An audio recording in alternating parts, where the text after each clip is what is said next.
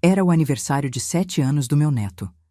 Estávamos reunidos na casa do meu filho Eduardo quando meu neto Mateus apertou minha mão com força e sussurrou: "Vovó, quero ir embora daqui." Eu perguntei a ele: "Por que, querido? Aconteceu alguma coisa?" Ele então sussurrou: "Vovó, a senhora não olhou embaixo da mesa?" Estranhei a pergunta e lentamente abaixei meu olhar e congelei com o que vi. Segurei a mão dele e levantamos discretamente. Mas antes de continuar, confira se você já está inscrito no canal e escreva nos comentários: de onde você está assistindo este vídeo? Adoramos saber até onde nossas histórias estão chegando. Meu nome é Rosa e minha vida mudou para sempre naquele dia. A comemoração do aniversário do meu neto Mateus acontecia na casa do meu filho, decorada com balões azuis e amarelos, os favoritos do menino.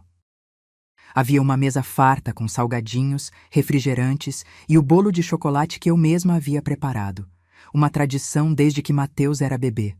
Eduardo, meu único filho, circulava entre os poucos convidados, alguns coleguinhas de escola de Mateus e alguns familiares próximos. Ele parecia feliz, finalmente conseguindo sorrir novamente depois de 3 anos da morte trágica de Joana, minha nora, em um acidente de carro. Cristina, sua nova esposa, estava deslumbrante como sempre, com um vestido vermelho que contrastava com sua pele clara. Ela sorria para todos, distribuía elogios, parecia a anfitriã perfeita. Mas eu conhecia outro lado dela que poucos viam. Desde que Joana faleceu, eu praticamente criei Mateus. Eduardo, devastado pela perda, mergulhou no trabalho, passando longos períodos fora de casa. Eu me mudei para o quarto de hóspedes para cuidar do meu neto, que sofria com a ausência da mãe. Ele era um menino doce, mas introvertido, especialmente depois da tragédia. Quando Eduardo conheceu Cristina no trabalho, achei que seria bom para ele seguir em frente. Ele merecia ser feliz novamente.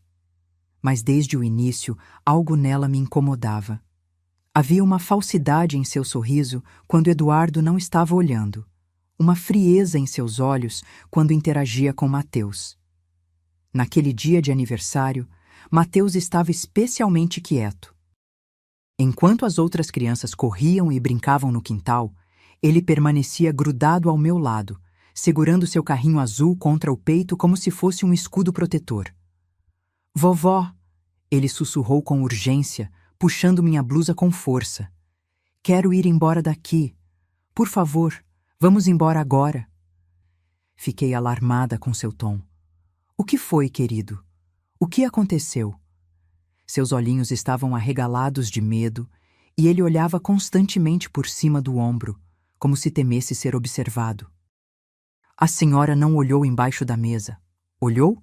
Ele perguntou com a voz trêmula. "Não, querido. O que tem lá?"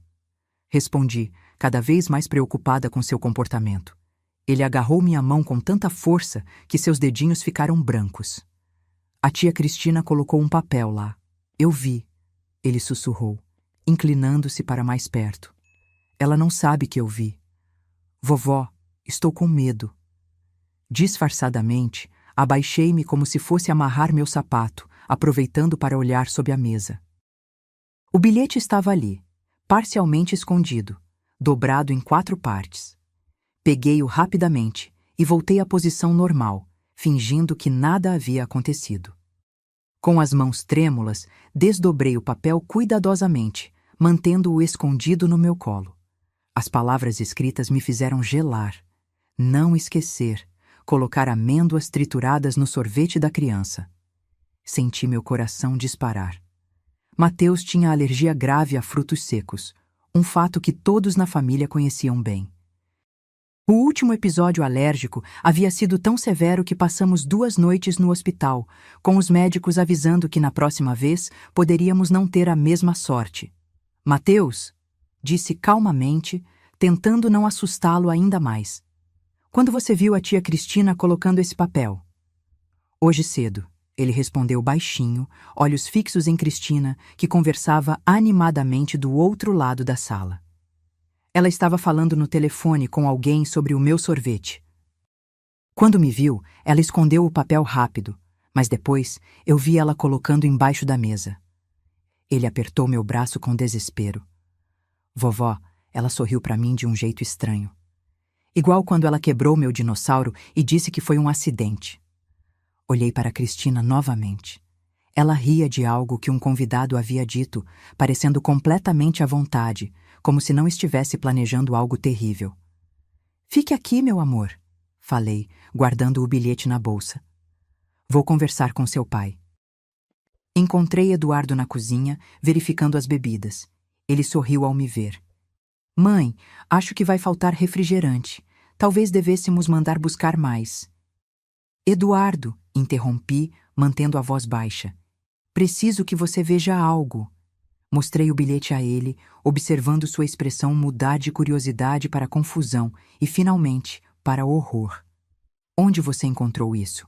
Ele perguntou, a voz tremendo. Estava embaixo da mesa. Mateus viu Cristina colocando lá mais cedo. Eduardo balançou a cabeça incrédulo. Deve haver algum engano. Talvez seja para outra criança, outro evento. Eduardo, falei firmemente. Você sabe que não há outra explicação. A letra é dela. E quem mais chamaria Mateus de a criança desse jeito? Ele ficou em silêncio, a realidade finalmente se estabelecendo em seus olhos. Naquele momento, Cristina entrou na cozinha, carregando uma bandeja vazia. Ah, vocês estão aqui! O sorvete já chegou? Prometi às crianças que serviríamos logo após o parabéns. Ela parou ao notar a expressão no rosto de Eduardo e o bilhete em sua mão. Por um breve instante, vi algo passar por seus olhos. Surpresa, medo, cálculo. Então ela sorriu confusa. O que foi? Aconteceu alguma coisa? Eduardo estendeu o bilhete para ela. Você pode me explicar isso? Cristina pegou o papel, leu-o rapidamente e arregalou os olhos em uma expressão de choque que, para mim, parecia obviamente fingida. Meu Deus! Onde vocês encontraram isso? Alguém está tentando machucar Mateus? Corta o teatro, Cristina, falei, incapaz de conter minha raiva. Mateus viu você escrevendo isso hoje cedo. O quê? Isso é absurdo! Ela exclamou, olhando para Eduardo com olhos suplicantes. Amor, você não acredita nisso, acredita? Por que eu faria algo assim? Eduardo parecia destroçado, dividido entre o horror da descoberta e a dificuldade em aceitar o que estava diante dele. Quem mais poderia ser? Ele perguntou, sua voz quase um sussurro. Foi nesse momento que Ana, a confeiteira que havia trazido o sorvete, entrou na cozinha. Desculpem interromper, ela disse, mas só queria confirmar. As amêndoas trituradas eram para colocar em qual pote mesmo? O silêncio que se seguiu foi ensurdecedor. Cristina empalideceu. A máscara da anfitriã perfeita desmoronou por um instante, revelando algo frio e calculista em seus olhos. Rapidamente, ela tentou se recompor. Deve haver algum mal-entendido, ela disse, forçando um sorriso. Eu nunca pediria amêndoas. Sabemos da alergia de Mateus. Ana, a confeiteira, pareceu confusa. Mas eu falei com você esta manhã pelo telefone. Você disse especificamente para separar um pote de sorvete com amêndoas trituradas para a criança do aniversário. Eduardo olhou para Cristina, o rosto pálido como se tivesse visto um fantasma. É verdade isso? Claro que não! Cristina exclamou indignada. Ana deve ter me confundido com outra pessoa. Eu jamais colocaria Mateus em risco. Ana balançou a cabeça cada vez mais desconfortável. Senhora, tenho certeza que foi a senhora que me ligou. Inclusive comentou que queria que fosse uma surpresa especial. Isso é ridículo. Cristina elevou a voz, olhando furiosamente para Ana. Você está mentindo. Foi nesse momento que percebi Mateus parado na porta da cozinha, seu pequeno corpo tremendo, o carrinho azul apertado contra o peito como um escudo. Seus olhos estavam fixos em Cristina, cheios de um medo que nenhuma criança deveria sentir. Mateus, chamei suavemente, estendendo a mão para ele. Venha aqui, querido. Ele correu para mim, agarrando-se às minhas pernas. Eduardo se abaixou até ficar na altura do filho. Filho, Ele disse gentilmente. Você pode me contar o que viu de manhã? Sobre o papel que a tia Cristina escreveu? Mateus olhou rapidamente para Cristina, que o encarava com uma expressão que misturava súplica e ameaça velada. Ele se encolheu ainda mais. Está tudo bem, assegurei. Você pode falar a verdade. Ninguém vai ficar bravo com você. Ele respirou fundo, ainda segurando seu carrinho com força. A tia Cristina estava falando no telefone na cozinha. Ela não me viu entrar. Ela disse para colocar amêndoas no meu sorvete, mas para não contar para ninguém. Sua voz era quase um sussurro. Quando ela me viu, desligou rápido e escondeu o papel debaixo da mesa. Cristina soltou uma risada nervosa. Isso é absurdo. Ele deve ter ouvido errado. Crianças inventam coisas o tempo todo. Mateus não mente, afirmei firmemente, abraçando meu neto. Eduardo se levantou lentamente, seus olhos nunca deixando o rosto de Cristina. Ana, você poderia nos dar licença, por favor? A confeiteira, claramente desconfortável, assentiu e saiu rapidamente da cozinha. O silêncio que se seguiu foi pesado, sufocante. Por quê? Eduardo finalmente perguntou, sua voz quebrando. Por que você faria isso com meu filho? Cristina cruzou os braços defensivamente. Não seja ridículo. Vocês estão acreditando nas palavras de uma criança e de uma confeiteira que mal me conhece, em vez de confiar em mim, sua esposa. Responda à pergunta, insistiu Eduardo, sua voz agora mais firme. Por que você pediria amêndoas quando sabe que Mateus tem alergia grave? Algo mudou no rosto de Cristina. O desespero e a falsa indignação deram lugar a uma frieza calculista que me arrepiou. Ele está sempre no caminho, ela disse finalmente, cada palavra pingando veneno. Sempre entre nós. É sempre, Mateus isso, Mateus aquilo. Eu pensei que seria apenas você e eu, Eduardo.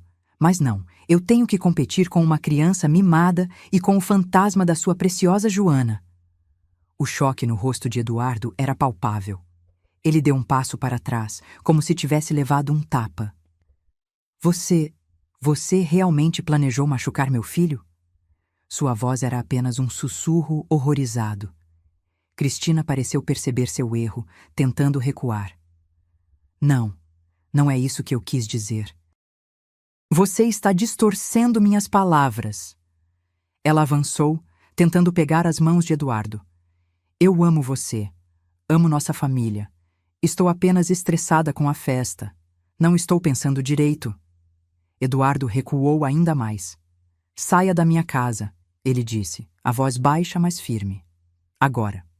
O quê? Cristina parecia genuinamente chocada. Você não pode estar falando sério. Por causa de um mal-entendido? Isso não foi um mal-entendido, eu intervim. Foi uma tentativa deliberada de machucar uma criança inocente. Você, Cristina virou-se para mim, os olhos faiscando de ódio. Você sempre me odiou, sempre se intrometeu entre Eduardo e eu. Isso é culpa sua. Mateus se encolheu contra mim, assustado com a explosão. Eduardo deu um passo à frente, colocando-se entre nós e Cristina. Chega, ele disse firmemente. Saia agora, ou eu chamarei a polícia. Cristina olhou para cada um de nós, a máscara completamente caída. O ódio em seus olhos era puro e incontido. Vocês vão se arrepender disso, ela sibilou, pegando sua bolsa. Especialmente você, moleque. Ela lançou um último olhar venenoso para Mateus antes de sair batendo a porta da cozinha. O silêncio que se seguiu foi quebrado apenas pelos soluços suaves de Mateus. Eduardo se ajoelhou e abraçou o filho com força. Me perdoe, filho, ele murmurou, a voz embargada. Me perdoe por não ter te protegido. Ouvi a porta da frente bater e, pela janela da cozinha, vi Cristina sair apressada, entrando em seu carro. As mães das outras crianças observavam confusas, enquanto os pequenos convidados continuavam brincando no quintal, alheios ao drama que havia se desenrolado. Eduardo se levantou, parecendo de repente muito mais velho e cansado. O que fazemos agora? A festa? A festa continua, falei com firmeza. Por Mateus, ele merece seu dia especial. Eduardo assentiu, passando a mão pelos cabelos. Você está certa, como sempre. Ele sorriu fracamente para mim. Obrigado, mãe. Se não fosse por você... Não conseguiu terminar a frase. Não era necessário.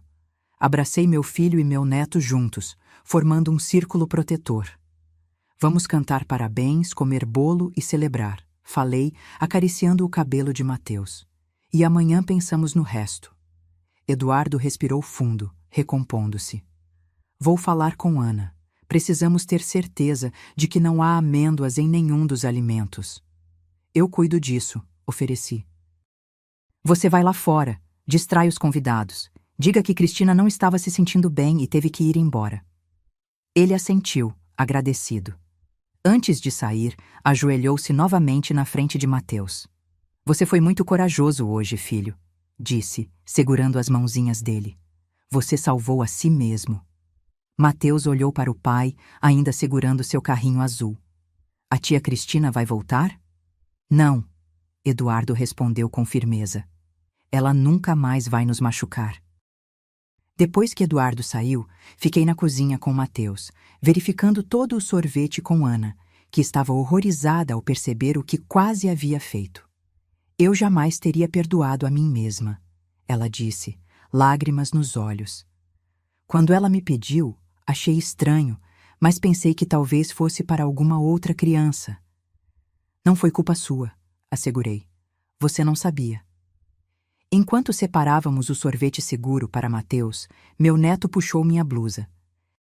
Vovó, ele disse baixinho, eu sabia que a tia Cristina não gostava de mim. Senti meu coração apertar. O que te fez pensar isso, querido? Ele deu de ombros olhando para o chão. Ela sempre ficava brava quando o papai me dava atenção. Uma vez, quando você e papai saíram, ela jogou meu desenho no lixo. Disse que era feio e que eu não tinha talento. A dor e a raiva que senti naquele momento foram indescritíveis. Quantas pequenas crueldades Mateus havia sofrido em silêncio, com medo de falar. Por que você não nos contou isso antes? Perguntei gentilmente. Ela disse que se eu contasse, o papai ia ficar triste e ia me culpar por estragar a felicidade dele. Respirei fundo, controlando minha indignação. Escute, Mateus, falei, segurando seu rostinho. Nada disso é sua culpa. E seu pai nunca, jamais, ficaria bravo com você por dizer a verdade. Entendeu? Ele assentiu, um pequeno sorriso surgindo em seus lábios. Podemos comer bolo agora? Sorri de volta, aliviada por ver um pouco da inocência infantil retornar. Claro que sim, é seu aniversário, afinal. A festa continuou, e para as crianças foi um dia normal de celebração. Mas para nossa família foi o dia em que quase perdemos o que mais amávamos, e também o dia em que começamos a realmente enxergar a verdade. Mais tarde naquela noite, quando todos os convidados já haviam ido embora e Mateus dormia tranquilamente, Eduardo e eu nos sentamos na sala silenciosa. Como não percebi? Ele murmurou, olhando para o copo de uísque em suas mãos. Como fui tão cego? Você queria ser feliz novamente, respondi suavemente. Não há crime nisso. Eu poderia ter perdido meu filho hoje, ele disse, a voz quebrando. Meu próprio filho. Coloquei minha mão sobre a dele. Mas não perdeu, estamos todos bem. Eduardo levantou os olhos, cheios de determinação. Vou entrar com pedido de divórcio amanhã mesmo e uma ordem de restrição. Ela nunca mais chegará perto de Mateus. Assenti, sabendo que seria o começo de outra batalha, mas ao menos agora estaríamos lutando juntos e com os olhos bem abertos. Na manhã seguinte, acordei com o som de risadas vindas da cozinha. Por um momento, fiquei desorientada. Risadas não eram comuns em nossa casa desde a morte de Joana. Levantei-me e segui o som. Eduardo e Mateus estavam na cozinha, fazendo panquecas. Ou melhor, tentando fazer panquecas. Havia farinha espalhada pelo balcão, algumas cascas de ovo no chão e uma panqueca meio queimada na frigideira. Vovó! Mateus exclamou ao me ver, seu rosto iluminado por um sorriso genuíno que eu não via há tempos. Estamos fazendo o café da manhã. Eduardo olhou para mim com um sorriso envergonhado. Tentando, pelo menos. Acho que precisamos de ajuda. Sorri, juntando-me a eles. Deixem-me mostrar como se faz. Enquanto preparávamos o café da manhã juntos, senti que algo havia mudado em nossa família. Era como se um peso tivesse sido removido, permitindo que respirássemos livremente pela primeira vez em muito tempo. Após o café, Eduardo chamou seu advogado. Mateus estava na sala assistindo desenhos e nós conversávamos em voz baixa na cozinha. Vou entrar com o pedido de divórcio hoje mesmo, ele explicou, e também com uma medida protetiva para Mateus. Você tem o bilhete e o testemunho da confeiteira, lembrei. Isso deve ser suficiente. Eduardo assentiu, passando a mão pelo rosto cansado. Nunca imaginei que terminaria assim. Que tipo de pessoa tenta machucar uma criança? Não respondi. A verdade era que eu havia visto sinais do caráter de Cristina desde o início, mas Eduardo não estava pronto para enxergá-los. Agora não era hora de remorsos ou acusações. Era hora de seguir em frente e proteger nossa família. O advogado chegou no início da tarde. Enquanto conversavam no escritório, levei Mateus para o quintal para brincar. Ele parecia mais leve, mais próximo do menino que era, antes de Cristina entrar em nossas vidas. Vovó, ele disse enquanto empurrava seu carrinho azul pela grama. A mamãe está vendo a gente lá do céu? A pergunta me pegou de surpresa. Mateus raramente falava sobre Joana. Acho que sim, querido. Por quê? Porque eu queria que ela soubesse que estamos bem agora. Ele olhou para o céu azul, como se pudesse realmente ver sua mãe lá em cima. Acho que ela ficaria feliz. Engoli o nó que se formou em minha garganta. Tenho certeza que sim. Após a saída do advogado, Eduardo nos informou que as medidas legais estavam em andamento. Ele também havia mudado as fechaduras da casa e instalaria um sistema de segurança na manhã seguinte. Você acha que ela pode tentar algo? Perguntei quando Mateus já estava na cama. Eduardo suspirou. Não sei. Mas depois de ontem, não quero arriscar. A semana seguinte transcorreu sem incidentes. Eduardo tirou alguns dias de folga do trabalho para ficar com Mateus. Aos poucos, uma nova rotina começou a se formar em nossa casa. Sem a presença sufocante de Cristina, Eduardo passava mais tempo com o filho, redescobriu o prazer de brincadeiras simples e o som de risadas voltou a preencher nosso lar. Mateus também começou a se abrir mais, contando pequenos incidentes que tinham acontecido quando ficava sozinho com Cristina, comentários cruéis, pequenas humilhações, ameaças veladas. Cada revelação era como uma faca em meu coração, mas sabia que era importante que ele se sentisse seguro para compartilhar essas experiências. Ela dizia que era nosso segredo, ele explicou uma noite, enquanto o ajudava a tomar banho. Que se eu contasse para você ou para o papai, vocês não iriam acreditar em mim e ficariam bravos. Sempre acreditamos em você, Mateus, assegurei, embora sentisse uma pontada de culpa. Eu havia notado que algo estava errado, mas não tinha pressionado o suficiente, não tinha perguntado as questões certas. Foi no 10º dia após o incidente da festa que o primeiro sinal de problema surgiu. Eduardo recebeu uma ligação no trabalho. Cristina havia ido à escola de Mateus tentando buscá-lo. Felizmente, a diretora já estava avisada. Ele me contou, ainda tremendo de raiva. Ela recusou a liberar Mateus e chamou a segurança quando Cristina começou a fazer escândalo. Ela está desesperada, comentei. E pessoas desesperadas são imprevisíveis. Eduardo assentiu sombriamente. Vou pedir para reforçarem a medida protetiva. Enquanto isso, um de nós sempre deve estar com Mateus. A tensão em nossa casa aumentou. Embora tentássemos manter uma aparência de normalidade para Mateus, estávamos constantemente alerta. A cada carro que passava lentamente pela rua, a cada barulho inesperado, nossos nervos ficavam à flor da pele. 3 dias depois, recebi uma ligação da escola. Mateus havia tido uma reação alérgica durante o lanche. Não era grave, apenas algumas manchas vermelhas e coceira, mas fui buscá-lo imediatamente. "O que você comeu, querido?" perguntei no carro, preocupada. "Só o lanche que você preparou", ele respondeu, coçando os braços. "Mas tinha um chocolate também." Franzi a testa. "Que chocolate?" "Um que a professora nova deu para a turma toda." Senti um arrepio percorrer minha espinha. "Que professora nova?" "A substituta da tia Carla. Ela disse que era só por hoje." Liguei para a escola assim que chegamos em casa. A coordenadora confirmou que não havia nenhuma professora substituta naquele dia. Tia Carla estivera presente o tempo todo. "Pode descrever essa pessoa?" pedi a Mateus, tentando manter a voz calma enquanto aplicava a pomada antialérgica em seus braços.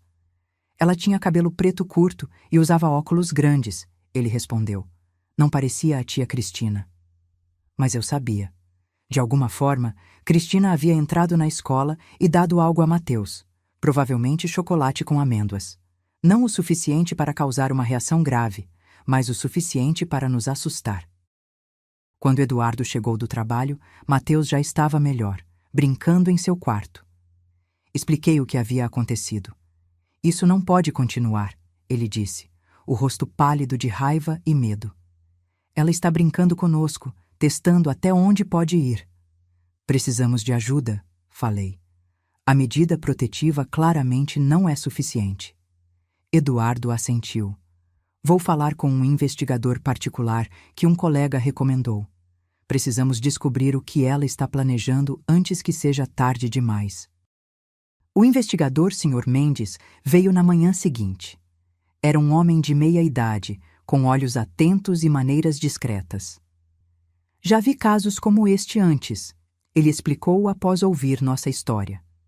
"Infelizmente, quando alguém se fixa na ideia de prejudicar outra pessoa, especialmente se essa pessoa é uma criança vista como um obstáculo, a situação pode se tornar muito perigosa." "O que podemos fazer?" perguntou Eduardo. "Vou monitorar os movimentos dela, descobrir se ela tem cúmplices, como entrou na escola ontem. Enquanto isso, vocês precisam ser extremamente vigilantes. Mudem suas rotinas, não frequentem os mesmos lugares nos mesmos horários e documentem tudo, cada incidente, cada contato tentado." Seguimos seu conselho. Eduardo alterou seus horários de trabalho, eu passei a levar Mateus para a escola por rotas diferentes a cada dia, e a escola implementou medidas de segurança adicionais. Vivíamos como prisioneiros, sempre olhando por cima dos ombros, sempre esperando pelo pior. Uma semana depois, o Sr. Mendes nos trouxe informações perturbadoras. Cristina havia contratado alguém para nos vigiar. Um homem que ficava em um carro estacionado no final da rua, algumas horas por dia. Ela também havia feito contato com Gabriela, sua irmã mais nova. "Gabriela parece relutante", explicou o investigador. "Mas Cristina tem algum tipo de controle sobre ela." "Elas se encontraram 3 vezes nesta semana."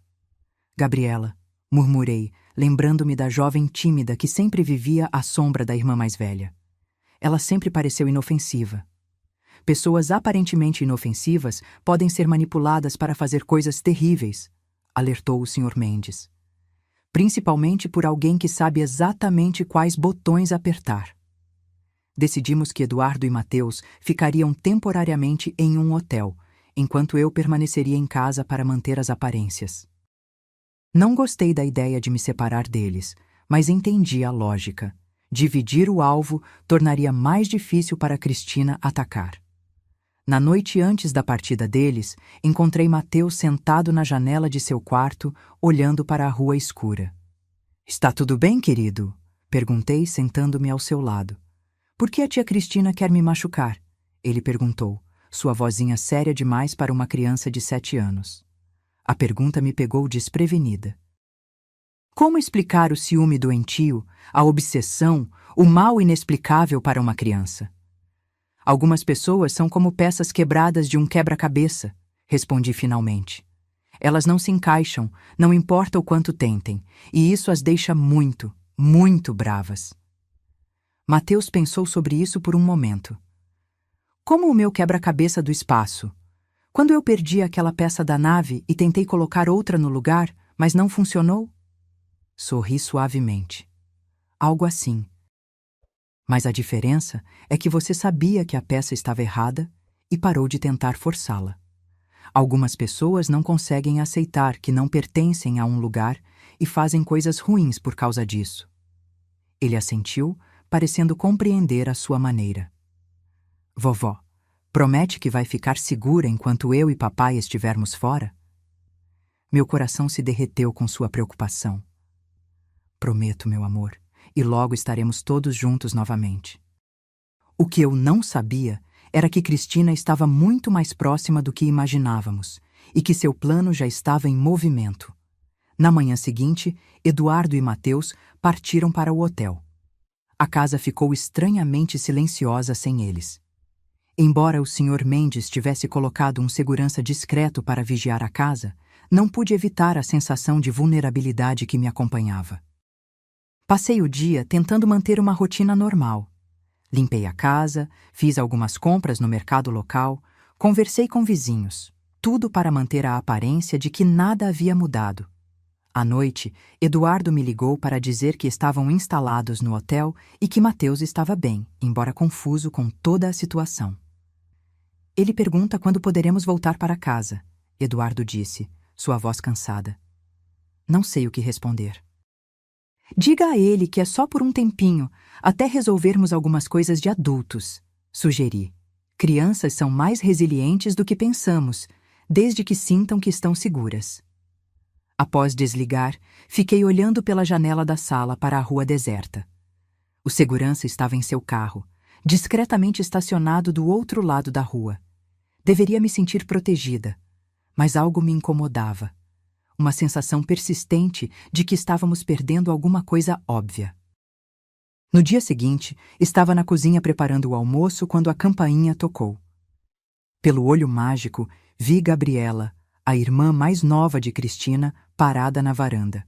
Ela parecia nervosa, olhando para os lados como se temesse ser vista. Hesitei. O Sr. Mendes havia nos alertado sobre Gabriela estar em contato com Cristina. Por outro lado, ela sempre me pareceu uma jovem manipulada pela irmã mais velha, nunca verdadeiramente má. Rosa, por favor, ela chamou baixinho. Preciso falar com você. É importante. Finalmente abri a porta, mantendo a corrente de segurança enganchada. O que você quer, Gabriela? Posso entrar? Não quero ser vista aqui. Seus olhos estavam vermelhos como se tivesse chorado. Relutantemente, destravei a corrente e a deixei entrar. Levei-a até a cozinha, onde poderia ver o segurança pela janela, caso precisasse de ajuda. O que é tão importante? Perguntei, mantendo uma distância segura. Gabriela se sentou, suas mãos tremendo levemente. Cristina enlouqueceu, ela sussurrou. Ela não fala de outra coisa além de se vingar de vocês, especialmente do Mateus. Senti um arrepio percorrer minha espinha. Por que você está me contando isso? Porque ela quer que eu a ajude. Gabriela finalmente levantou os olhos, cheios de vergonha.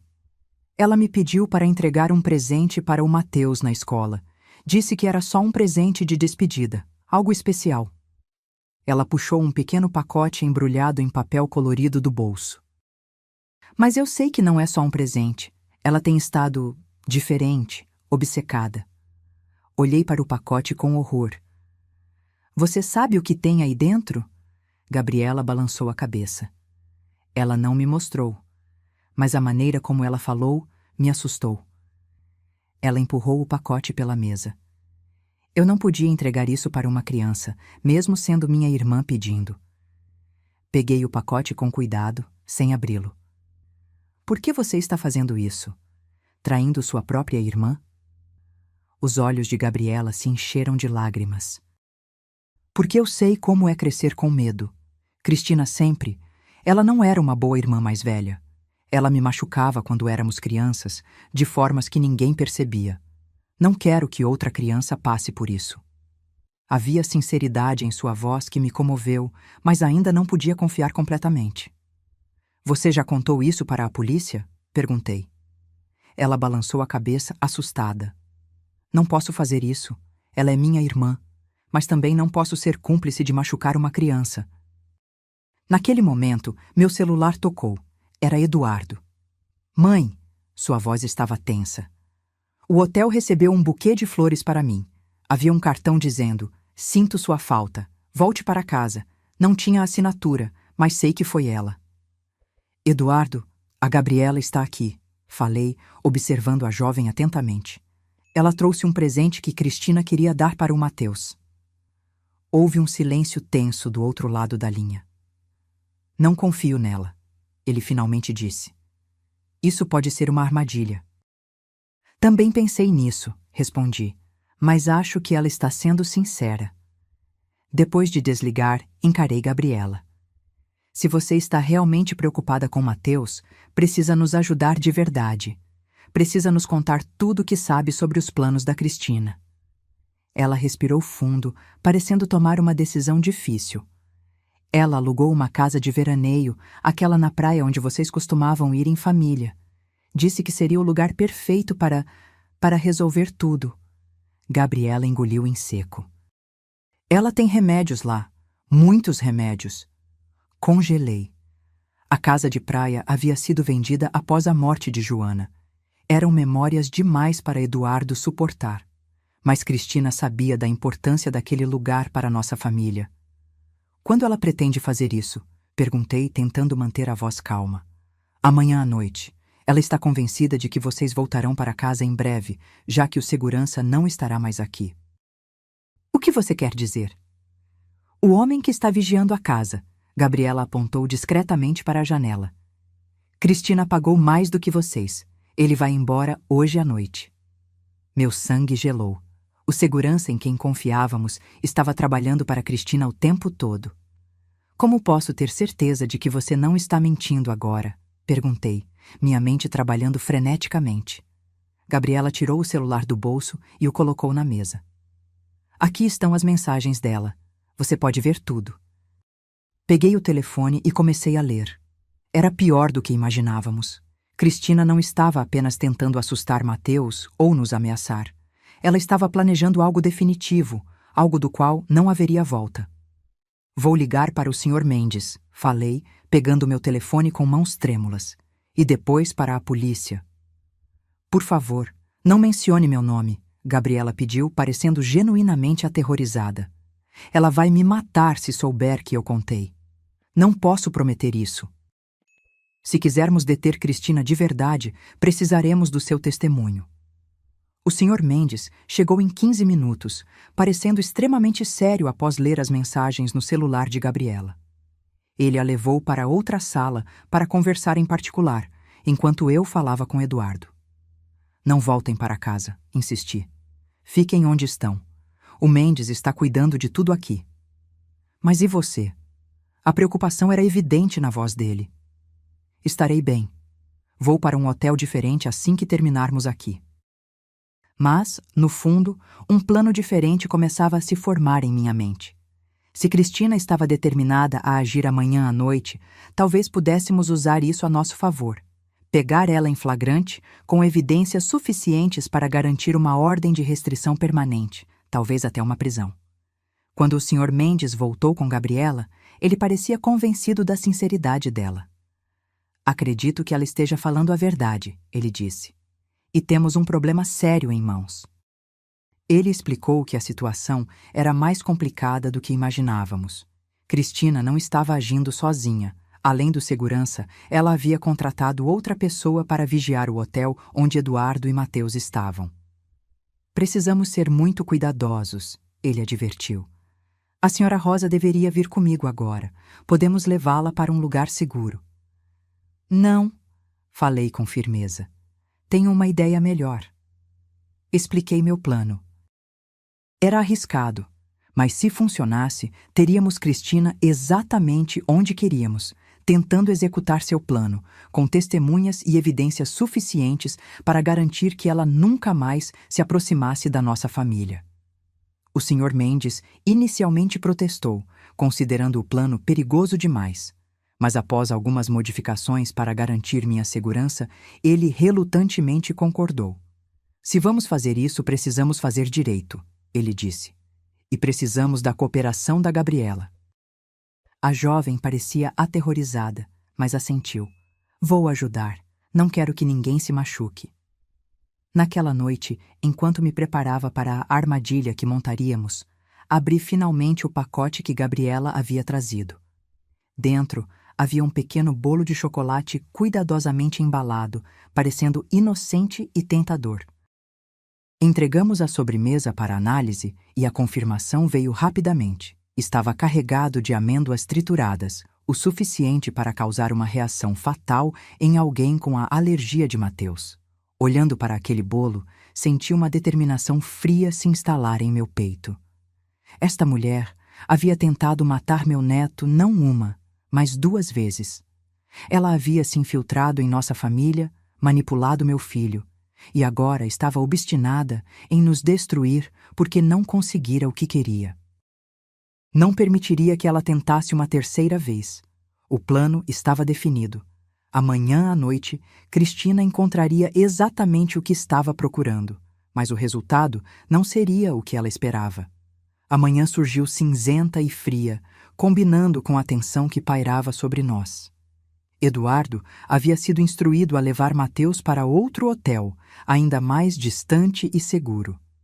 Ninguém além de mim, do Sr. Mendes e de 2 policiais à paisana sabia a localização deles. Gabriela estava visivelmente nervosa quando chegou, usando um microfone escondido sob a blusa. Sua tarefa era simples, mas perigosa. Manter contato com Cristina, fingir que ainda estava disposta a ajudá-la e confirmar o plano para aquela noite. Lembre-se, instruiu o Sr. Mendes, ajustando o equipamento. Não tente ser esperta ou criativa. Apenas confirme os detalhes que já sabemos e mantenha o diálogo o mais natural possível. Gabriela assentiu, pálida, mas determinada. Não vou decepcionar vocês. Enquanto ela saía para encontrar Cristina, comecei a preparar minha parte do plano. A casa estaria vazia, exceto por mim, quando Cristina chegasse à noite. O Sr. Mendes e os policiais estariam escondidos nas proximidades, prontos para intervir ao primeiro sinal de perigo. Mas o momento crucial, o que precisávamos para incriminar Cristina definitivamente, dependia de mim. Gabriela retornou 3 horas depois, ainda mais nervosa do que quando saiu. Ela mudou o plano, disse assim que entrou, a voz tremendo. Ela não vai esperar até a noite. Ela está vindo para cá agora. O Sr. Mendes praguejou baixinho. Quanto tempo temos? 1 hora, talvez menos. Ela foi buscar algo em casa primeiro. Não havia tempo para reajustes elaborados. Teríamos que improvisar com o que tínhamos. O Sr. Mendes rapidamente contactou os policiais, que se reposicionaram em locais estratégicos ao redor da casa. Um deles se esconderia no armário do meu quarto, pronto para intervir se a situação se tornasse perigosa demais. Você não precisa fazer isso, o Sr. Mendes me disse enquanto preparávamos a casa. Podemos simplesmente pegá-la quando ela chegar. Balancei a cabeça. Precisamos que ela revele suas intenções claramente. Se a pegarmos apenas invadindo a casa, ela pode alegar que veio conversar, pegar pertences. Precisamos de mais. Ele sabia que eu estava certa, por mais que não gostasse da ideia. Gabriela foi levada para um local seguro, seu papel no plano agora concluído. Em menos de 1 hora, eu estaria sozinha na casa, esperando por uma mulher determinada a machucar minha família. Vou estar ouvindo tudo através do microfone, lembrou o Sr. Mendes antes de sair. Ao primeiro sinal de perigo real, entraremos. Não tente ser heroína. Assenti, sentindo meu coração bater forte contra as costelas. Não era heroísmo que me movia, mas algo mais profundo, o instinto de uma avó de proteger sua família a qualquer custo. Quando todos saíram, a casa ficou silenciosa. Me sentei na sala, fingindo ler um livro, cada segundo se arrastando dolorosamente. Apesar do medo, sentia uma calma estranha, como se finalmente estivéssemos chegando ao fim de um pesadelo que havia durado tempo demais. O som de vidro quebrando nos fundos da casa me fez pular.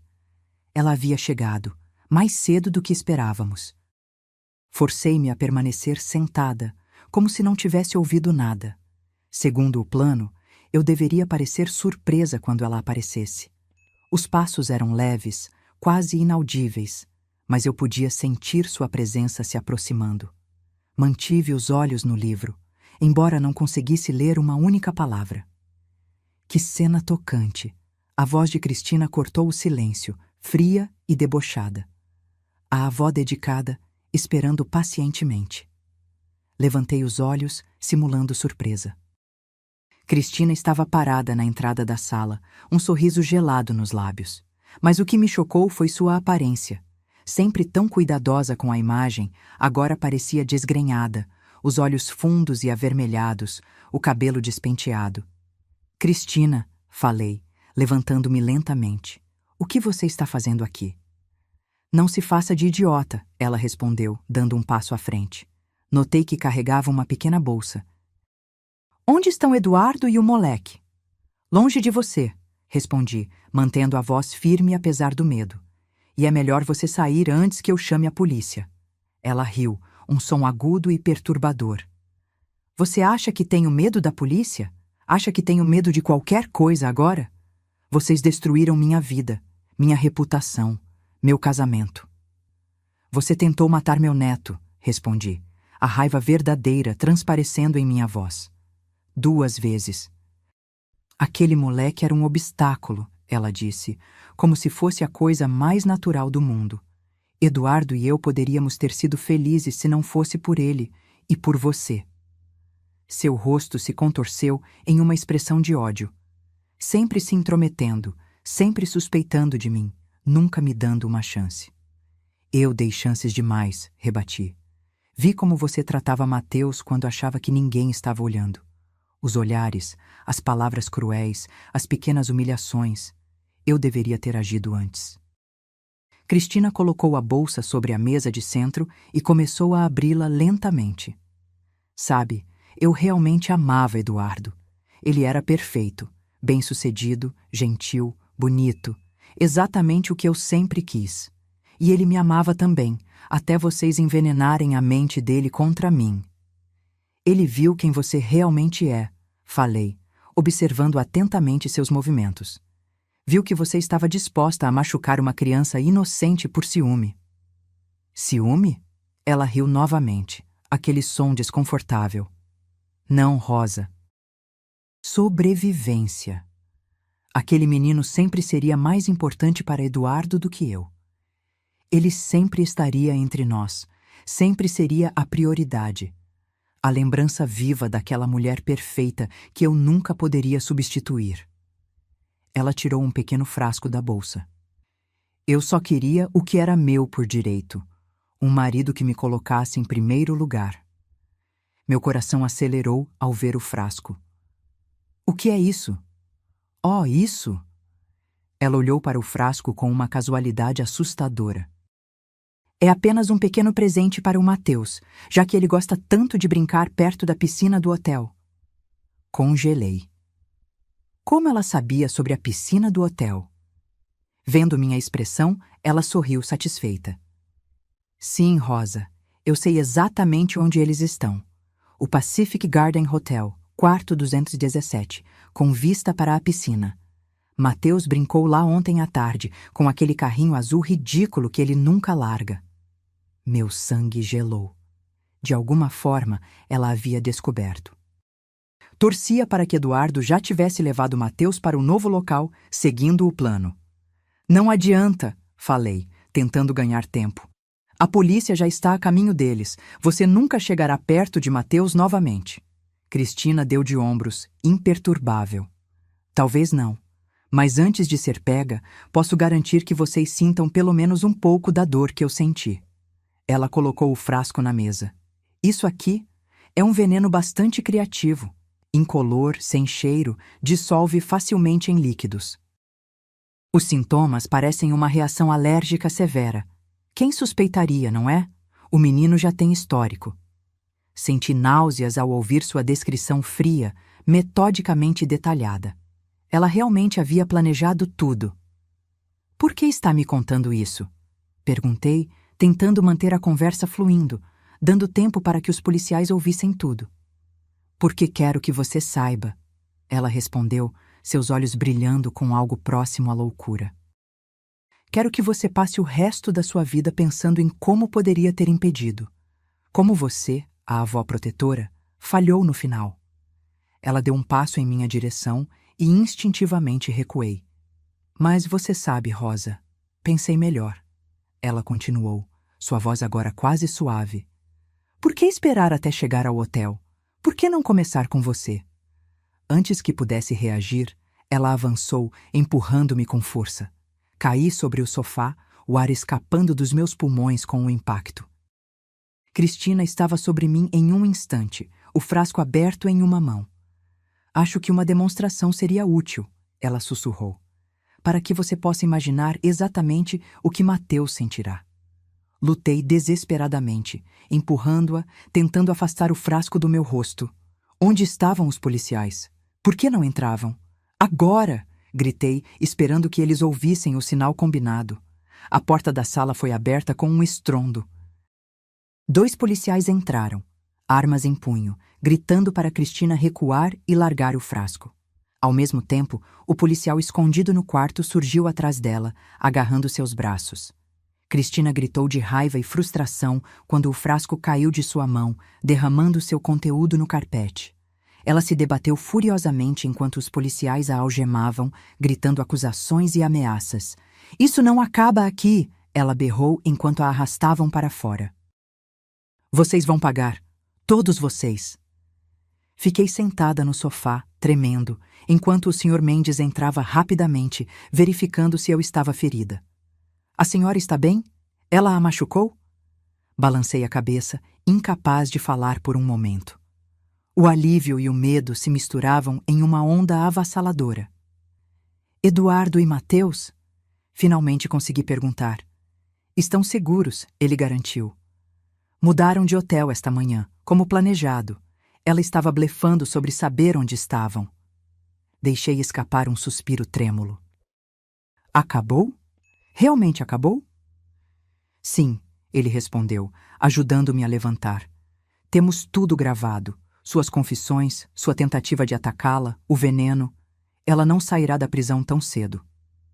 Naquela noite, quando Eduardo e Mateus finalmente puderam voltar para casa, abracei meu neto com força, sentindo seu pequeno coração bater contra o meu.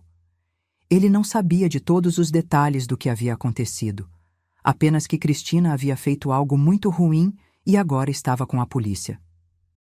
"Ela não vai voltar, vai, vovó?" ele perguntou enquanto o ajudava a se preparar para dormir. "Não, meu amor", respondi com toda a certeza que pude reunir. "Ela nunca mais vai nos incomodar." Enquanto ele adormecia, seu carrinho azul firmemente seguro em suas mãozinhas, observei seu rosto tranquilo e pensei em como estivemos perto de perder tudo. A vida é tão frágil, pensei, tão facilmente destruída por aqueles consumidos pelo ódio e pelo ciúme. Eduardo apareceu na porta do quarto, o rosto exausto, mas aliviado. "Ele finalmente dormiu?" perguntou baixinho. Assenti, levantando-me cuidadosamente para não acordar Mateus. No corredor, Eduardo me abraçou forte. "Nunca vou poder agradecer o suficiente pelo que você fez", ele murmurou. "Se não fosse por você..." "Shh", interrompi suavemente. "Somos família, protegemos uns aos outros." Mais tarde, sozinha no meu quarto, permiti que as lágrimas finalmente viessem. Lágrimas de alívio, de medo retrospectivo e de uma gratidão profunda por termos sobrevivido ao pesadelo. O pior havia passado, mas sabia que o caminho para a verdadeira cura ainda era longo, especialmente para Mateus. No entanto, havia uma coisa da qual eu tinha certeza. Nada, nem ninguém, jamais ameaçaria minha família novamente. Eu garantiria isso, não importava o custo. Os dias que se seguiram foram um redemoinho de depoimentos, procedimentos legais e tentativas de retomar alguma normalidade em nossas vidas. Cristina foi formalmente acusada de tentativa de homicídio, invasão de propriedade e outros crimes menores. A evidência era esmagadora. O áudio da confissão, o veneno que foi identificado como um composto altamente tóxico, o testemunho de Gabriela e o meu próprio. Eduardo se culpava constantemente, revivendo cada momento de seu relacionamento com Cristina, buscando sinais que deveria ter notado. Como pude ser tão cego? Ele perguntava repetidamente quando Mateus já estava dormindo e podíamos conversar livremente. Ela estava bem na minha frente machucando meu filho e eu não vi. Ela era manipuladora e inteligente, eu respondia, tentando aliviar sua culpa. Pessoas assim são mestres em esconder suas verdadeiras intenções. Mas sabia que levaria tempo para que ele perdoasse a si mesmo. O trauma da traição, a ideia de que alguém que ele amava tinha tentado matar seu filho, essas feridas não cicatrizavam facilmente. Mateus, surpreendentemente, parecia estar lidando melhor com a situação do que esperávamos. Talvez porque, para ele, a ameaça sempre estivera clara. Ele sempre soubera, em seu instinto infantil, que Cristina representava perigo. A confirmação desse instinto, de certa forma, era um alívio. Uma semana após a prisão de Cristina, levei Mateus ao parque. Era um dia ensolarado e ele corria à minha frente, seu carrinho azul firmemente seguro em uma das mãos. "Vovó, olha como estou correndo rápido!" ele gritou, sua risada livre e genuína pela primeira vez em muito tempo. Sentei-me em um banco, observando-o brincar.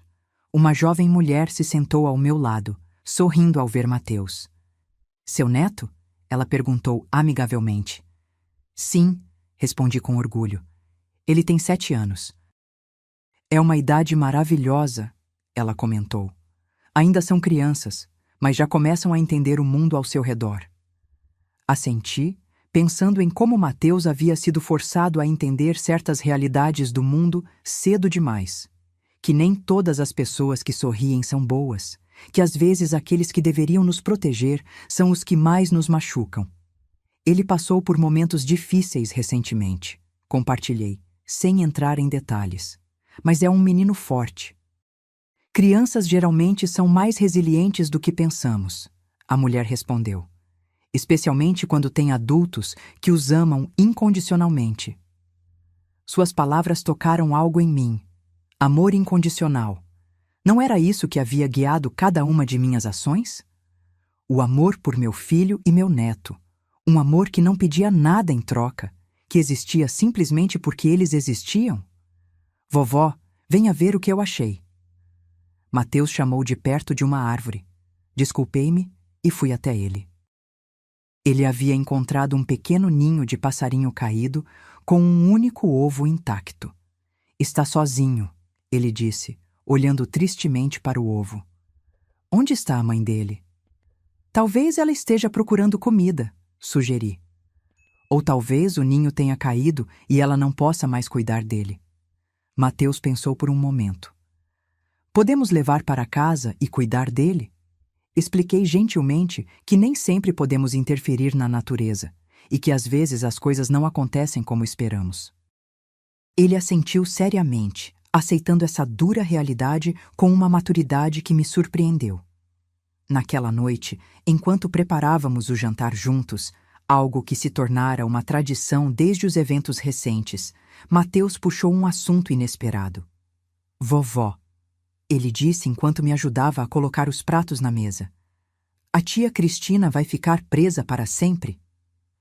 Escolhi minhas palavras com cuidado. "Por muito tempo, sim. O que ela fez foi muito grave." Ele assentiu, processando a informação. "Ela é uma pessoa má?" Essa pergunta me pegou desprevenida. Como explicar a complexidade humana para uma criança? "Acho que as pessoas não são totalmente más ou totalmente boas, Mateus", respondi finalmente. "Todos temos luz e sombra dentro de nós.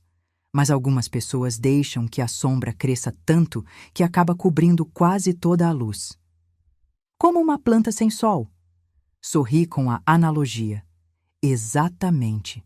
Sem sol, a planta cresce toda torta, buscando desesperadamente um pouco de luz. Às vezes, nesse desespero, ela machuca outras plantas ao redor. Ele refletiu sobre isso enquanto terminávamos de arrumar a mesa. Eu não quero ser como ela, ele disse finalmente. Não quero que minha sombra cresça tanto. Abracei-o, comovida com sua inocência e sabedoria. Você não será, meu amor. Você tem tanto sol ao seu redor, tanto amor. Eduardo chegou para o jantar, parecendo mais leve do que nos últimos dias. Ele trazia novidades, um convite para trabalhar em um projeto especial em outra cidade. Seria um novo começo para nós, ele explicou enquanto comíamos. Longe das lembranças daqui, das fofocas, de tudo o que aconteceu. Um novo começo. As palavras pairaram no ar, cheias de promessa e possibilidade, mas também de incertezas. E você, mãe? Eduardo perguntou, seus olhos encontrando os meus. Viria conosco, é claro. Senti uma onda de emoção me inundar. A ideia de deixar a casa onde havia vivido tantos anos, onde havia criado meu filho, onde tantas memórias, boas e ruins, haviam sido feitas, era assustadora. Mas a alternativa, ficar para trás enquanto eles seguiam em frente, era impensável. Claro que vou, respondi, sorrindo através das lágrimas que ameaçavam cair. Somos uma família. Mateus bateu palmas, animado. Podemos ter uma casa com um quintal grande para eu brincar com meu carrinho? Eduardo riu, bagunçando o cabelo do filho. Podemos tentar. Naquela noite, após Mateus adormecer, Eduardo e eu conversamos sobre os planos para a mudança. A nova cidade ficava a 5 horas de distância, pequena o suficiente para ser acolhedora, grande o suficiente para oferecer boas oportunidades. O projeto para o qual Eduardo havia sido convidado era importante, a revitalização de um parque histórico, e representava um avanço em sua carreira. Começo em 1 mês, ele explicou, mexendo distraidamente na xícara de chá que eu havia preparado. Dá tempo de organizarmos tudo, vendermos esta casa, encontrarmos um lugar novo. Vai ser um recomeço para todos nós, concordei, observando seu rosto ainda marcado pelo cansaço das últimas semanas. Talvez seja exatamente o que precisamos. Tenho medo, ele confessou, finalmente deixando a máscara de confiança cair. E se eu falhar de novo? E se não conseguir proteger Mateus corretamente? Falhar como? Perguntei suavemente, embora soubesse exatamente ao que ele se referia. Primeiro, falhei quando não percebi como Cristina realmente era. Depois, quase permiti que ela... Sua voz falhou. Que tipo de pai sou eu? O tipo que está tentando, respondi firmemente. O tipo que, quando descobriu a verdade, não hesitou em colocar seu filho em primeiro lugar. O tipo que está disposto a recomeçar para dar ao filho uma vida melhor. Ficamos em silêncio por um momento, cada um absorto em seus próprios pensamentos. Então, Eduardo levantou os olhos com uma determinação renovada. Desta vez, vou fazer diferente, ele afirmou. Vou estar mais presente. Vou ouvir Mateus. Vou prestar atenção aos sinais. Assentindo, sorri para meu filho. Sabemos agora o que realmente importa. Nas semanas seguintes, nos dedicamos aos preparativos para a mudança. Colocamos a casa à venda. Começamos a empacotar nossas vidas em caixas de papelão e, ocasionalmente, viajávamos até a nova cidade para ver possíveis casas. Mateus estava animado com a ideia. Para ele, era uma grande aventura, uma chance de fazer novos amigos, explorar novos lugares. Crianças têm essa resiliência extraordinária, essa capacidade de olhar para frente quando os adultos ainda estão olhando para trás. Durante uma dessas viagens para ver imóveis, encontramos uma casa modesta em um bairro tranquilo. Tinha um quintal amplo, como Mateus queria, com uma grande árvore perfeita para uma casa na árvore. A casa em si precisava de reformas, mas tinha potencial. O que você acha, Mateus? Eduardo perguntou enquanto caminhávamos pelo quintal. Consegue se imaginar brincando aqui? Mateus correu pela grama, examinando todos os cantos, seu carrinho azul firmemente seguro na mão. Podemos fazer uma casa na árvore, papai? Com uma escada de corda e tudo? Eduardo sorriu, um sorriso verdadeiro que havia se tornado raro após tudo o que acontecera. Claro que podemos. Construiremos juntos. Observei os dois, sentindo uma mistura de esperança e melancolia. Sabia que a mudança seria um novo começo, mas também representaria deixar para trás o lar onde Joana vivera, onde suas memórias ainda existiam em cada canto. Como se lesse meus pensamentos, Eduardo se aproximou e colocou um braço ao redor dos meus ombros.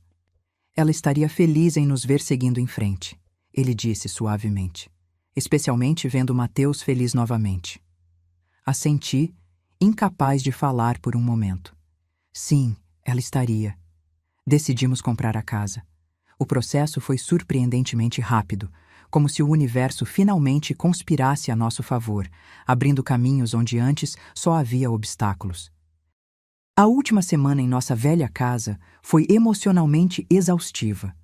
Cada objeto que embalávamos carregava memórias, algumas dolorosas, outras preciosas. Mateus insistia em guardar pessoalmente seus brinquedos, supervisionando cuidadosamente para garantir que nada importante fosse deixado para trás.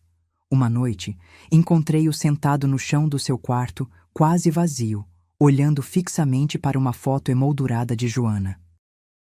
Vovó, ele chamou quando me viu. Você acha que a mamãe vai saber onde nos encontrar agora que estamos nos mudando? A pergunta me pegou desprevenida, apertando meu coração. Ah, querido, respondi, sentando-me ao lado dele. Sua mãe não está em um lugar físico. Ela está nos seus pensamentos, nas suas lembranças, no seu coração. Onde quer que você vá, ela vai com você. Ele pensou sobre isso, os dedos passando suavemente pelo rosto da mãe na fotografia. Como o meu carrinho, eu levo ele comigo para todo lugar, sorri, comovida com sua forma simples e profunda de entender. Sim, exatamente como o seu carrinho. Ele assentiu, parecendo satisfeito com a resposta, e colocou a foto cuidadosamente em uma caixa pequena que continha seus tesouros mais preciosos.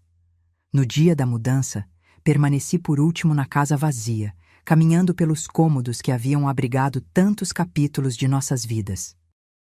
No quarto onde Mateus cresceu, no jardim onde ele deu seus primeiros passos, na cozinha onde tantas refeições em família foram compartilhadas. Adeus. Sussurrei para as paredes silenciosas, não apenas me despedindo da casa, mas de um período de nossas vidas. O período de Joana, o período de Cristina, o período de medo e dor. Quando fechei a porta pela última vez, senti uma mistura de tristeza e libertação.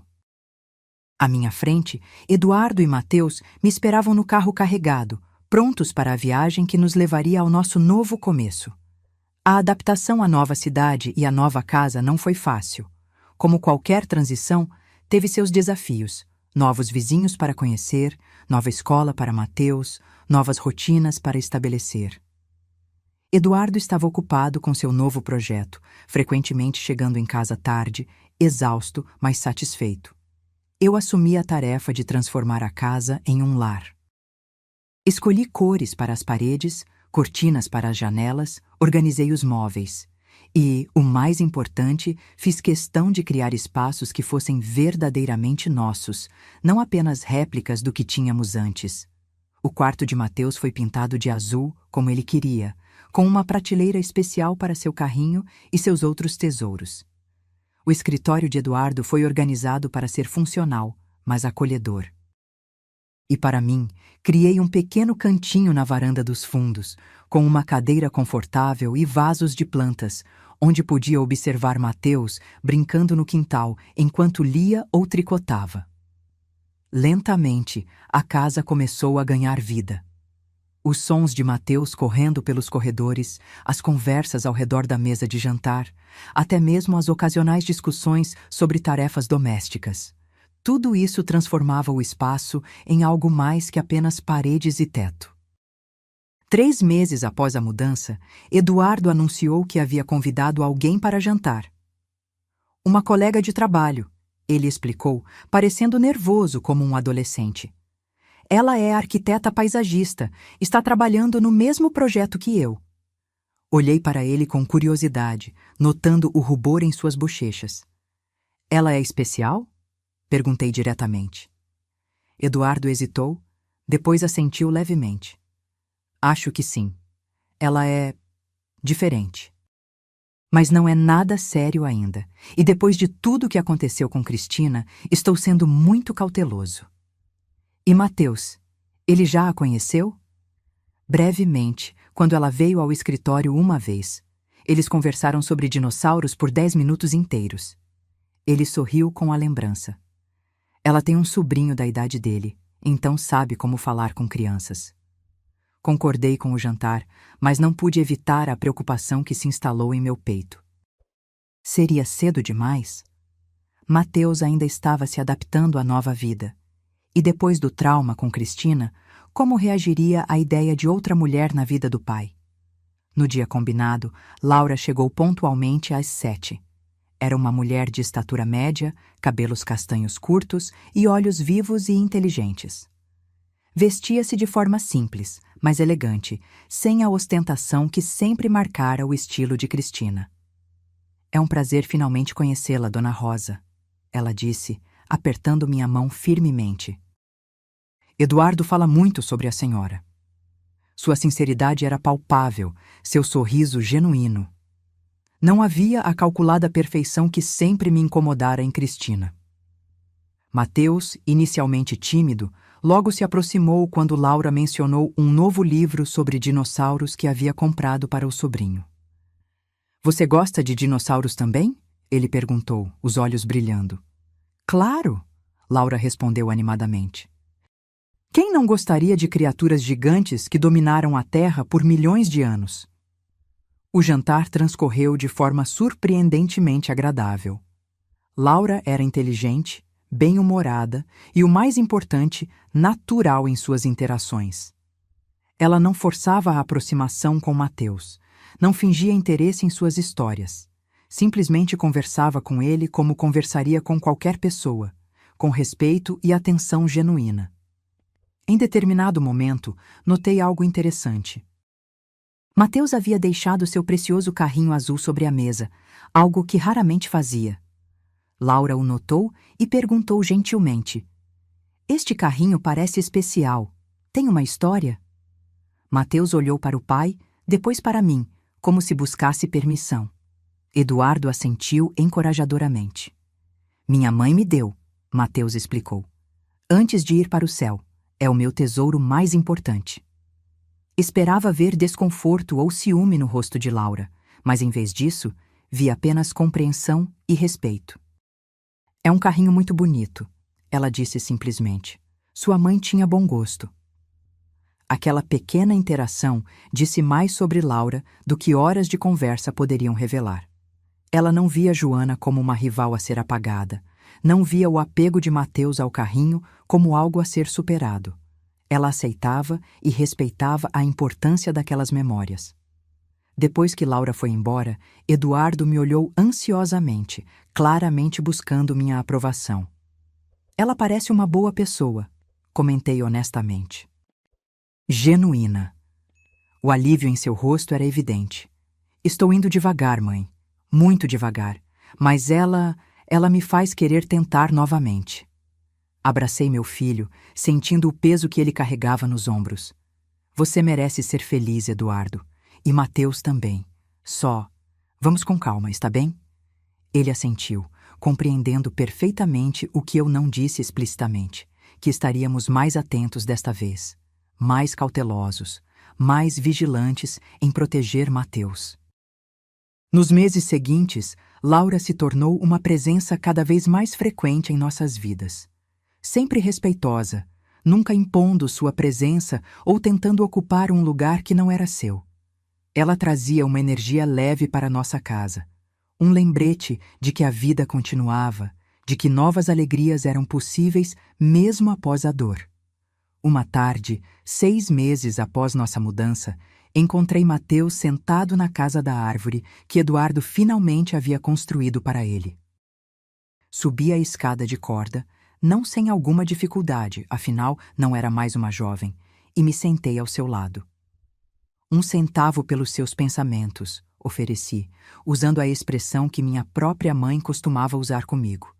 Mateus sorriu, apoiando a cabeça em meu ombro. Estava pensando na mamãe e também na Laura. Ah, é? E o que estava pensando sobre elas? Ele ficou em silêncio por um momento, brincando com seu carrinho azul. Acho que a mamãe gostaria da Laura. Ela é legal e faz o papai sorrir de novo. Senti meus olhos se encherem de lágrimas. Acho que você está certo, querido. Sua mãe iria querer que seu pai fosse feliz novamente. E a Laura não é como a tia Cristina, ele continuou, sua percepção infantil indo direto ao ponto. Ela gosta de mim de verdade. Não só finge quando o papai está olhando. Abracei-o, impressionada mais uma vez com sua sabedoria. Você é muito perceptivo, sabia? Isso é um grande elogio. O que é perceptivo? Ele perguntou, tropeçando na palavra. Significa que você observa bem as coisas, que consegue ver além das aparências. Ele assentiu, satisfeito com a explicação. A tia Cristina sempre sorria, mas os olhos dela não sorriam. Os da Laura, sim. Ficamos ali sentados por um tempo, observando o sol começar a se pôr no horizonte da nossa nova cidade. O quintal abaixo de nós, que antes parecia vazio e estranho, agora tinha marcas de nossas vidas. O balanço que Eduardo havia instalado, os canteiros de flores que eu havia plantado, as marcas de pequenos pés na terra onde Mateus brincava. Naquele momento, senti uma paz que não experimentava há muito tempo. Não era uma felicidade perfeita. Ainda havia cicatrizes, ainda havia dias difíceis. Mas era uma paz genuína, construída sobre alicerces mais firmes do que antes. Nossa família havia sido testada, quase destruída. Mas aqui estávamos, reconstruindo não apenas uma casa, mas uma vida juntos. E talvez, apenas talvez, essa nova vida seria ainda mais forte por causa das tempestades que havíamos enfrentado. 1 ano se passou desde nossa mudança. A casa, que antes precisava de tantos reparos, agora era verdadeiramente um lar. O jardim florescia sob meus cuidados. A casa na árvore de Mateus havia ganhado uma extensão, e as paredes que antes eram brancas e impessoais agora estavam repletas de fotografias, desenhos e lembranças. Mateus completou 8 anos em uma celebração muito diferente da anterior. Uma festa simples no quintal, com seus novos amigos da escola, sem extravagâncias, mas cheia de risadas genuínas. Laura estava presente. Agora, uma figura constante em nossas vidas, embora ainda mantivesse seu próprio apartamento. A relação entre ela e Eduardo evoluía em seu próprio ritmo cauteloso, algo que eu respeitava profundamente. Não havia pressa, não havia pressão. Apenas 2 adultos aprendendo a confiar novamente, a construir algo significativo a partir das cinzas de experiências dolorosas. Vovó, vem ver o que eu ganhei! Mateus exclamou, correndo até mim durante a festa, segurando uma pequena caixa. Dentro havia um conjunto de miniaturas de dinossauros meticulosamente pintados. Foi a Laura que me deu, ele explicou, os olhos brilhando. Ela fez junto com o sobrinho dela. Olhei para Laura, que conversava com Eduardo perto da churrasqueira. Ela captou meu olhar e sorriu, um sorriso simples e sincero que nunca deixava de me tocar. A vida continuava, preenchida com momentos como esse, pequenos, cotidianos, mas profundamente significativos em sua normalidade. Mateus florescia na nova escola, fazendo amigos, participando de atividades extracurriculares. Eduardo encontrava satisfação em seu trabalho, gradualmente deixando para trás a culpa e o medo que o haviam consumido. E eu? Eu encontrei meu próprio lugar nessa nova configuração. Comecei a frequentar um grupo de jardinagem local, fiz algumas amigas, até mesmo iniciei um pequeno projeto de horta comunitária no bairro. Aos 62 anos, estava descobrindo novos aspectos de mim mesma que haviam ficado dormentes durante os anos difíceis. Às vezes, principalmente à noite, quando a casa ficava silenciosa, pensava em tudo o que havíamos passado. Na tragédia que tirou Joana de nossas vidas, na ameaça que Cristina representara, no medo constante que havia se tornado nossa companhia diária. Recebíamos atualizações ocasionais sobre Cristina através do advogado. Ela havia sido condenada a vários anos de prisão, com tratamento psiquiátrico obrigatório.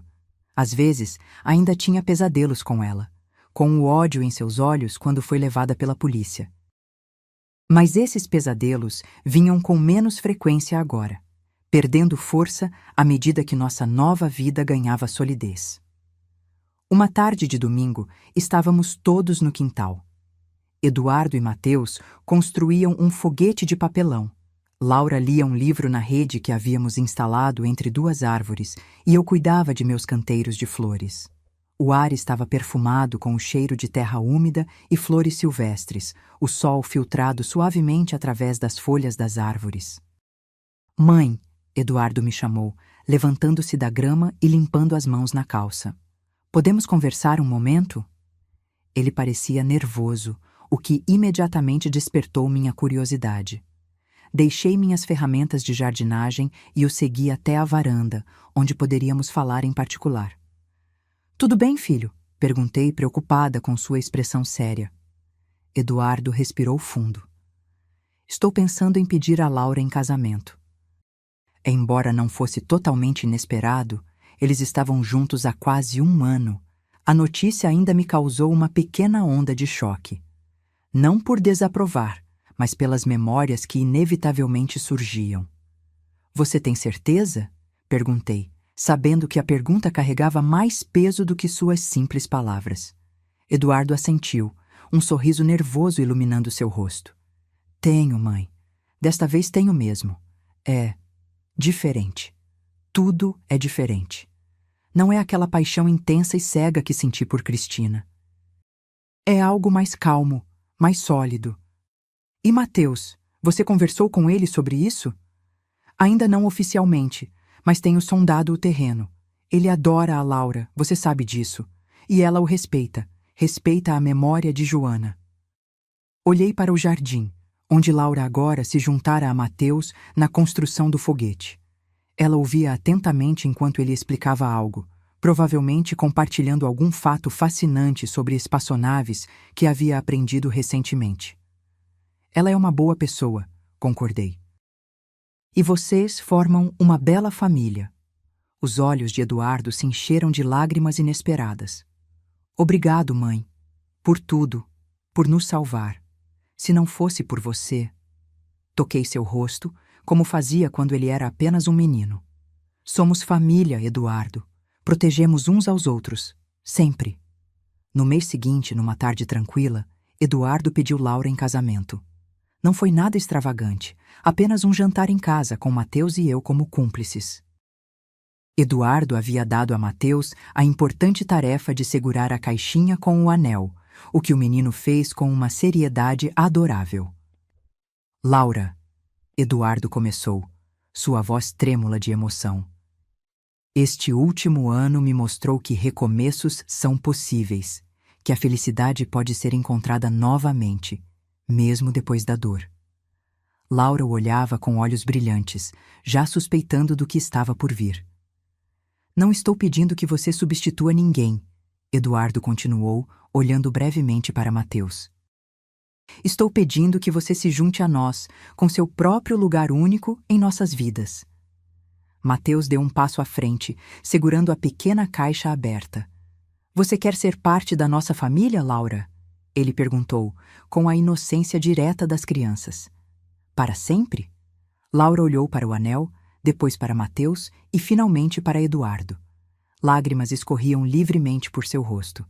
"Sim", ela respondeu simplesmente. "Sim, quero muito." Observei a cena da porta da cozinha, meu coração transbordando. Não era um final feliz de conto de fadas. A vida raramente oferece tais perfeições. Era um recomeço, com todos os desafios e incertezas que recomeços trazem. Mas era real, construído sobre alicerces de respeito, compreensão e amor genuíno. O casamento foi realizado 6 meses depois, uma cerimônia íntima no jardim da nossa casa. Nada parecido com o espetáculo que havia sido o casamento com Cristina. Apenas familiares próximos e amigos queridos, um juiz de paz e votos sinceros trocados sob a grande árvore onde a casa de Mateus havia sido construída. Mateus, vestido em um terno azul que combinava com o do pai, serviu como pajem, carregando as alianças em uma pequena almofada.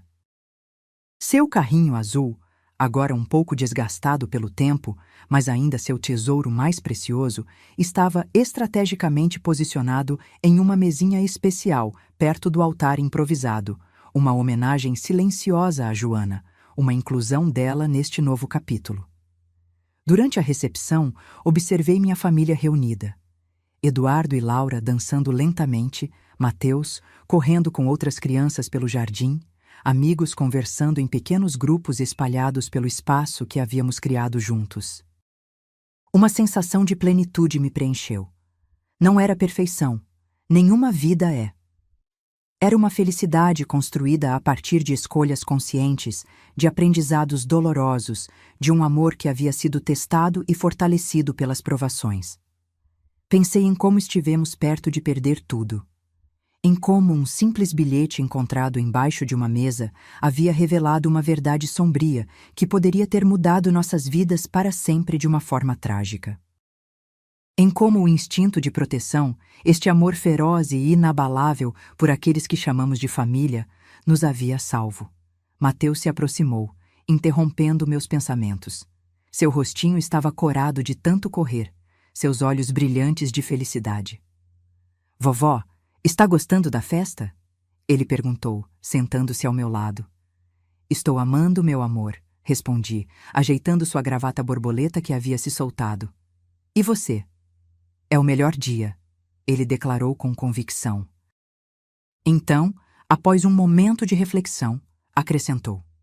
Vovó, acho que agora temos uma família completa de novo, né? Olhei para Eduardo e Laura, que ainda dançavam, alheios ao mundo ao redor. Para os amigos que haviam nos apoiado nos momentos difíceis. Para este lar que havíamos construído juntos. Sim, Mateus, concordei, abraçando-o.